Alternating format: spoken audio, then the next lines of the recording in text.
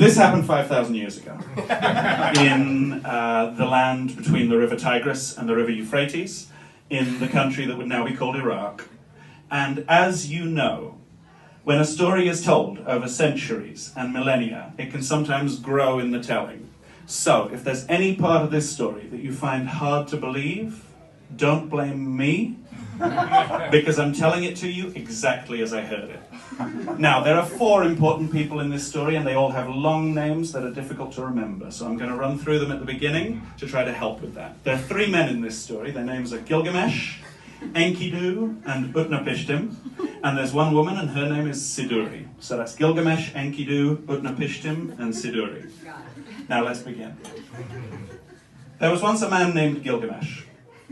He was a huge man and a mighty man. He founded a city named Uruk, built much of it with his own hands. And it was a beautiful and prosperous city, but the people of Uruk were discontented because the strength of Gilgamesh was such that no one could prevent him from doing and having and taking everything that he wanted, because there was no one who could withstand him in combat, not even 10 men together, not even 20. So the people of Uruk went to the gods and made an appeal to them. They asked the gods to send an equal of Gilgamesh who could restrain him. And so the gods formed earth into the shape of a man and breathed life into it, and to this man they gave the name Enkidu. Now one day Gilgamesh was walking in the hills outside Uruk, and he encountered Enkidu. And seeing this stranger wandering in his lands, he challenged him, and very soon they were embroiled in physical combat.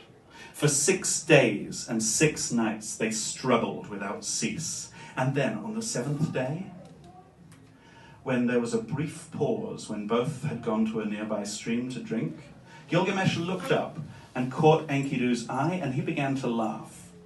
He said, "I see you are a strong man and a brave man, the equal of me in every way.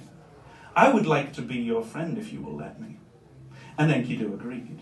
And the 2 men became the best of friends, and they did amazing things together. They fought giants. They changed the course of mighty rivers. They built monuments and temples in Uruk, and the people of the city grew to love Enkidu. For though he was a strong man and a powerful man, he was also incredibly gentle. He always took the side of the small and the weak and those in need. And under his influence, Gilgamesh too became gentle. And the city experienced a golden age under their leadership. And one day, they were building an arch over a magnificent gate in the north wall of the city. And they were lifting the stone that was to serve as the top stone in the arch. And Gilgamesh lifted his end, and Enkidu lifted his end, but then he set it down again on the ground and put a hand to his chest and said, "I suddenly feel weak." And Gilgamesh looked up and saw that sweat was pouring from Enkidu's forehead, and Enkidu lay down on the ground in the grip of a terrible fever, and very soon Enkidu was dead. The townspeople wanted to give a decent burial to their beloved Enkidu, but they could not separate Gilgamesh from the corpse. He clung, weeping bitterly, to the corpse of his friend until finally the rot set in and he could deny it no longer. And at that moment, to the astonishment of the gathered citizens, he stood and declared, "I have seen the horror of death, and I am resolved that I will never die." And he walked away into the distance, and for many months Gilgamesh was not seen in Uruk. Now the first place Gilgamesh travelled to was the hall of the winemaker, Siduri. When he arrived, his clothes were filthy and stinking, and his appearance was dishevelled from his long journey, and the hall was full of people, because both gods and men knew that there was no equal in all the world for the wine of Siduri. So Gilgamesh took a cup, and he sat in a corner in quiet contemplation. And as the night went on and began to turn into morning, the crowd in that place thinned out, and he was able to speak to Siduri. And he said to her, "I have heard of a man named Utnapishtim, who lived at the time of the great flood, and was able to survive by building a boat.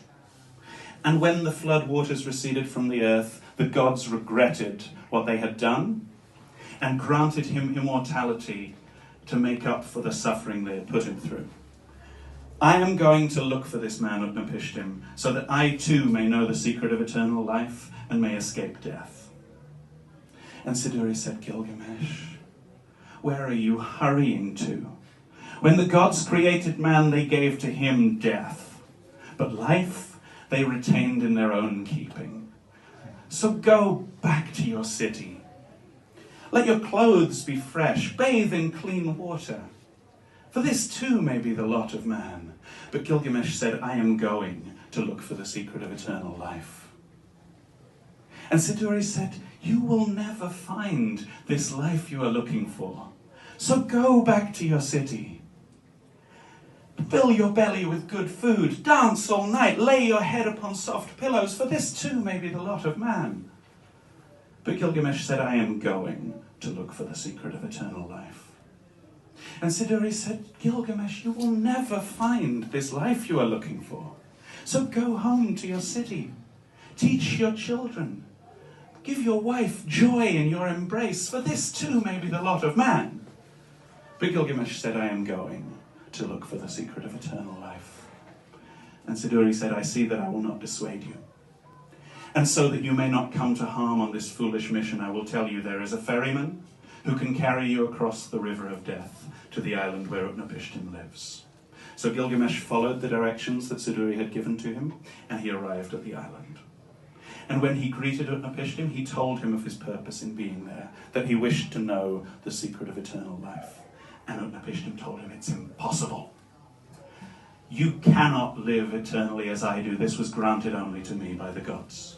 And Gilgamesh accepted this rebuke meekly. And he stayed on the island, and he endeavored to make himself useful to Utnapishtim. He cut firewood for him. He hunted and fished and cooked and listened to the older man's stories. And at length Utnapishtim relented of his harshness towards Gilgamesh. And one night he told him, you cannot live eternally as I do, but there is another way. Off the coast of this island, on the seabed, there grows a plant, the last of its kind in the world. If you take this plant and boil it in water, one drop of that water is enough to reverse the effects of aging and give a person back their youth with all that comes with it. And as long as you have this plant, you may continue as a young man and live eternally. So Gilgamesh swam to the seabed, and he uprooted this plant, and he took it with him. And he began his journey back to Uruk. Now, originally his plan had been to boil the plant in water the first chance he got and reclaim his youth. But then he thought again, because he still needed to show the people of Uruk how important their well-being was to him. So he decided he would take the plant with him back to Uruk, he would boil it, and then he would gather all of the people of the town, and beginning with the oldest, he would give them the infusion. Their youth would be restored to them, and only when all had drunk would Gilgamesh taste the infusion himself, and thus all would know of the love he bore his people. But here's where things go a little bit wrong for Gilgamesh, because he sat down by a lake to rest and eat and drink, and he laid down the magic plant on the ground, and a snake ate it. Now, I don't know if that snake was restored to youth or lived eternally. There are some who say that this was how snakes shedding their skin began, and that that snake became a new snake after eating the plant. But what I do know is this: not one leaf or one petal of that plant was left for Gilgamesh. And Gilgamesh wept bitterly, because now he knew that his own death was inescapable. But he continued his journey back to Uruk. And when he was coming down from the hills, he saw the beautiful and prosperous city that he had founded. And he sat down and he carved the whole story upon a stone. All of the adventures he had had with Enkidu, all of the stories he had heard from Utnapishtim. And after he had carved the whole story, he went to his house, and he brought out his wife and his children and his grandchildren, and together they carried that huge stone up to the top of the city wall and placed it in the top of the arch over the magnificent gate in the north wall of the city. And even to this day, there stands a city on that site. And the people of that city bathe in clean water and dress in fresh clothes. They fill their bellies with good food. They dance and lay their heads upon soft pillows. They teach their children and give each other joy in their embrace.